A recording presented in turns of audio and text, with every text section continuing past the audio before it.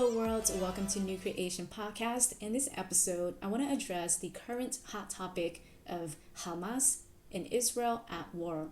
What happened a couple of weekends ago, what we can learn from all of this, and how we can pray for Israel. You might have already seen this on the news or read several articles. On October 7, 2023, the Israelis were celebrating. They were having an enjoyable festival concert, and it was at that vulnerable moment the Hamas infiltrated, dropping bomb through the drones and started shooting random people at that festival, taking women and children as hostage. They do not care. Anyone who got in the way were going to be dead. That is what the Hamas terrorist organization groups are all about. Here's the thing. Hamas in Arabic means zeal and strength. In the Hebrew, word for Hamas means violence. You can go ahead and check it out, but in their article, they have confessed and stated they will not cease to go after the Israelis until they are wiped out of the country. You see, this hatred and enemy will continue as long as God's chosen people are alive. The acronym for IRM of the Hamas means Islamic Resistance Movement. You can't deny this type of terrorist group, and you can't help but to pray and seek after God to bless Israel and help them in this helpless or seems hopeless situation. God is working all things out for the good, even though we can't see it now. The Israel are God's chosen people, and we must stand behind the Israel. I do have to admit I'm not a history major, but I do know some basic things that we can talk about here on this podcast. I'm going to show you two different clips. The first clip will show the bombing areas of Gaza, what's been going on. The funny thing is the recent bombing at the hospital of Gaza was actually not done by the Israel Defense Group. This was done mainly by the Hamas. I mean, this was their mistakes. And it's funny how at that moment they had no clue. No clue. Well, it was caught during two Hamas leaders having conversation about the recent bombing at the hospitals.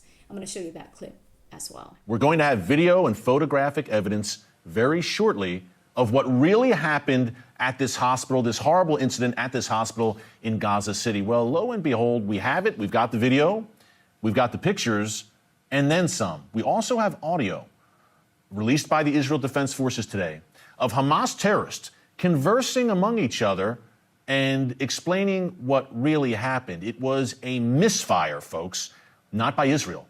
A misfire by Hamas's fellow Iran-backed terror group in Gaza, Palestinian Islamic Jihad. Don't take my word for it.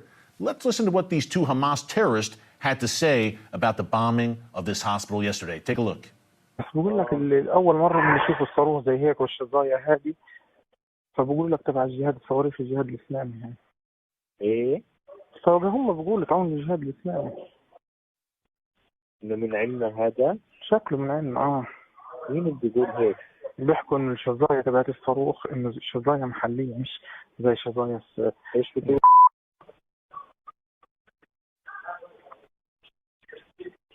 سبحان الله من عندنا ما لقاش غيرين بجرثومة. عاد هذول تلاقيهم من المقبرة الورا دي بثلاث محط فيهم.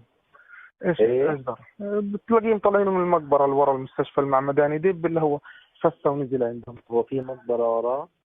المعمداني يقول لك عند الساحة بالضبط. هي وين لما تدخل على الساحة؟ أول ما تدخل على الساحة تدخلش على البلد على ايدك اليمين في مستشفى المعمداني. عرفتها. Here's what we can learn from all of this, especially for Christians. Ephesians 5 verse 14 says, "O sleeper, wake up. Wake up." And it's so simple, but wake up. What happened on October 4th, the Israelis, they were enjoying life, and maybe they fell asleep. We don't know exactly what happened, right? All we know is that this festival was going on. What happened with the dome? I mean, people were questioning about the dome. Oh, this and that can happen. The what if, the could have, right? Somehow maybe they got hacked by other countries.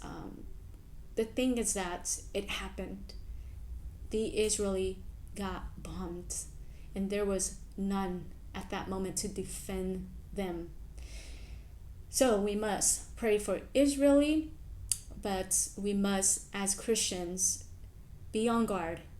Do not fall asleep in these last days. Why? Because we do not know when God will return. My question is, if God comes back right now, this very moment, what would you like him to find you to be busy about? I would definitely love God to find me be busy living the kingdom ministry life. And I get it, we all don't live a perfect ministry life. Maybe you're a stay-home mom, you're a real estate agent, you are a coach, a custodian. It does not matter. Wherever you are at, that is your mission. Your mission is to be like Christ to others. And not to say that we're not going to have enemies. We will have enemies, but we must stand up. We must defend our faith unapologetically. The IRM will not stop hurting God's chosen people. Do not be fearful. God has overcome the world. The only way that you can live a true fulfillment, purposeful life is to cling on to him. Hey friends, before I go, one of the ways you can help support the ministry is by subscribing to my channel.